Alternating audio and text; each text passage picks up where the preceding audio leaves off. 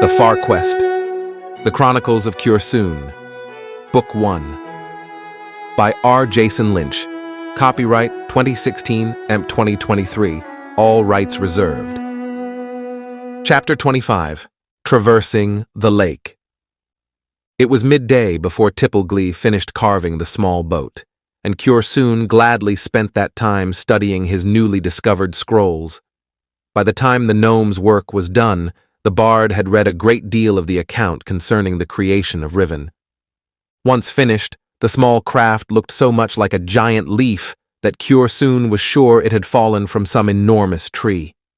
Its stern rose up like a leaf stalk, its keel looked like the midrib of a leaf, and the ribs of the boat branched out like veins. Nearby, 2 paddles leaned against a tree. They too looked like leaves, though very different. Their leaf stalks were much longer, forming the grip and shaft of the paddle. Their leaf blades were slender, and their veins were less pronounced, so as to make them slip in and out of the water with ease. "Mr. llElevenLabs," Cursoon exclaimed with open amazement. "Your skills at working wood are near to magical." The old gnome only rolled his magnified eyes and then wordlessly gestured to the boat in a way that made it clear he wanted help pushing it into the water. But even as llElevenLabs did this, Cursoon was sure he saw the briefest of grins hidden under the little old man's mustache. Thus, the 2 men pushed the small boat into the water, leaving the stern upon the bank. Next, they quickly loaded all their belongings into the vessel. With that done, llElevenLabs settled onto the bow seat, and then Cursoon shoved them off, only hopping into the stern when the keel was free of the sandy gravel. Even before the bard had completely seated himself, the gnome, with paddle in hand, was pulling with long, deep strokes. Cursoon was soon doing the same, and so they quickly glided across the water almost silently. As they passed, the only sounds they produced were the quiet ripples made by their paddles. To the bard, it was as though the whole wood had taken a vow of sacred silence, and so it felt like it would be a violation for him to talk. For this reason, he quietly took in the beauty around him, and he found that he loved what he saw. This portion of Myrmerk was abundant, with many greenish-gold shafts of light that danced upon the water as the breeze passed through the treetops. At the same time, the surface of the lake was so still that it was like a great mirror with trees growing upward and their reflections growing downward. The mirrored world was only disturbed by the passing of their leaf-shaped boat. Around every massive cypress, a forest of knees grew, and at the base of each of these trees there was a small island of its own gnarled and tangled roots. Deep within these, dark shadows lingered, even though the sun's rays filtered down through the forest's leaves with very little resistance. However, these shadows did not have an evil feel, as did the bog. Instead, they seemed like peaceful places where nappers went to close their eyes. There were also many small islands within the watery cypress forest, and upon each of these there grew crowded groves of giant cottonwood trees mixed with willows and river birch.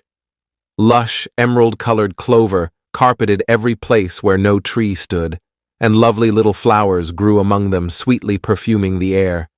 Leafy vines climbed and dangled from many of the trees, ferns peeked out from every shaded place, mushrooms crowded together in the shadows, and when the breeze blew, the cottonwoods loosed their floating seeds. These small tufts of white fiber filled the air, making the whole wood feel alive.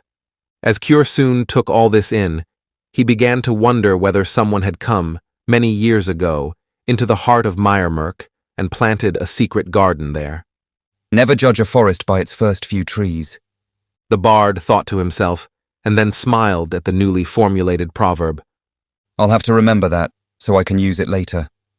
Of a truth, unlike the dead outer ring of the black bog, the core of Myrmerk was full of all manner of life. "Wait, is it right to still call this place Myrmerk?" the bard questioned within his mind. Then he said aloud, "We must come up with a more fitting name for this wood, for surely calling it Myrmerk would be a lie." llElevenLabs nodded his head as he grunted his approval, but he never turned to look back at the bard. As they went, Kyorsoon was continuously steering around the large trees and the many small islands with his paddle thrust into the lake like a rudder. Thus, the two men took a winding course through the wood as they beheld the amazing beauty of that place. While they continued to traverse the lake, the silence of the wood was slowly replaced by many sounds. Moreover, when they came around the trees and islands, they often chanced upon a great diversity of animals. The creatures never sprang into hiding, but instead they watched Kyorsoon and Tipalglee intently as they floated past. It was clear that hunters had never come into this place, for none showed the two men any fear. Once, several otters slid from the banks into the water and swam playfully under their boat. Another time, beavers paid the visitors little mind as they busied themselves with the construction of their homes. Small deer looked up from their grazing, and the constant sounds of bees could be heard throughout the forest as they buzzed from flower to flower.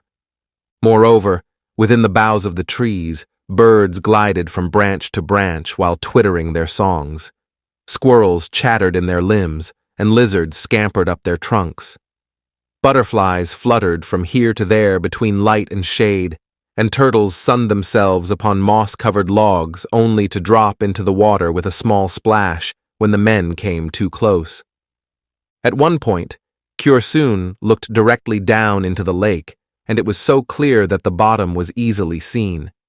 Even in the deepest parts, it looked as though he could easily reach in and touch the lake bed. However, when he pushed his paddle down into the water to gauge the depth, he could not reach the bottom.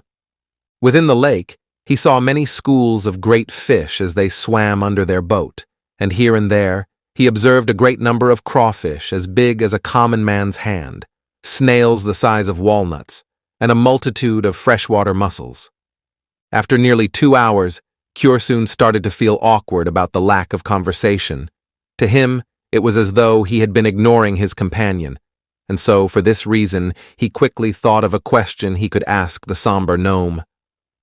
Back upon the shore, you said that the tracks within our camp were not made by goblins.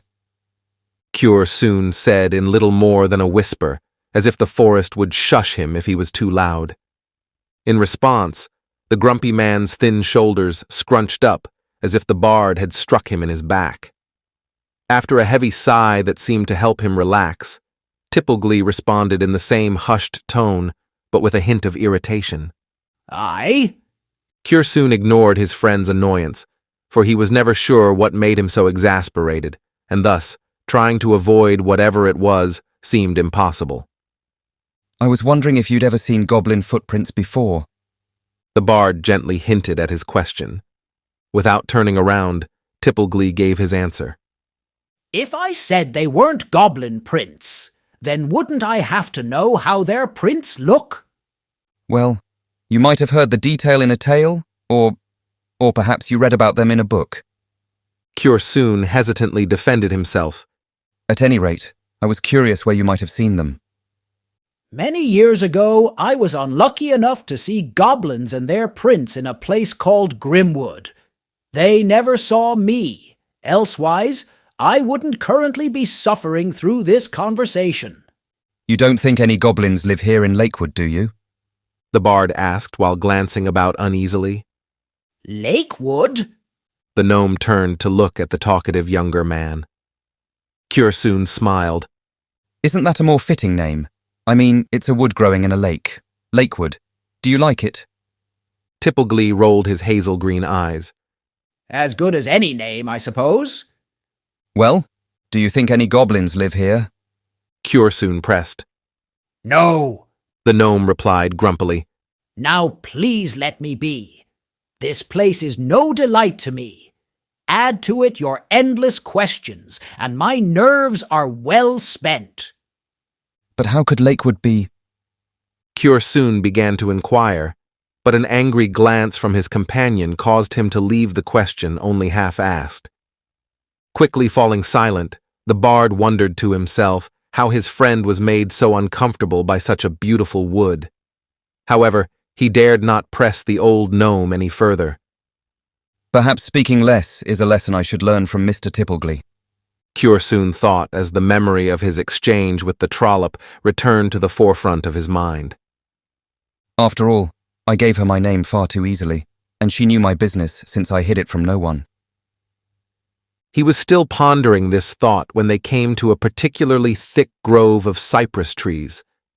As they navigated around them, the highest and largest island they had yet seen came into view.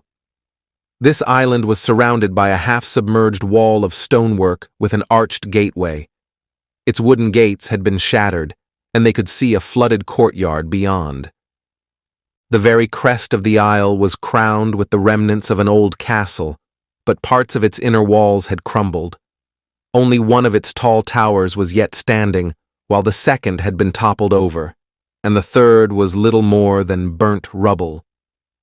Gazing at the half-sunken fortress, the bard changed his voice to mimic baleful. It seems certain sure that old Bogra paid that castle a little visit. Without turning to face the other man, the grumpy gnome started to roll his magnified eyes, but this expression was interrupted by an abrupt course change. After a thought jumped into Cursoon's head, he suddenly thrust his paddle into the water and spun the boat toward the crumbled stronghold. This action nearly tossed Tippleglee out of the vessel. Where are you off to now? The little man barked with a voice more strained and anxious than usual. If it was a bath you wanted to give me, I'd rather you told me first. I'm sorry, The bard replied in an apologetic tone. but it just occurred to me that we should search the castle. It might be that my family passed through that place, or may even still be inside. Clinching the stem of his pipe between his teeth, Tippleglee held his tongue and simply helped with the paddling.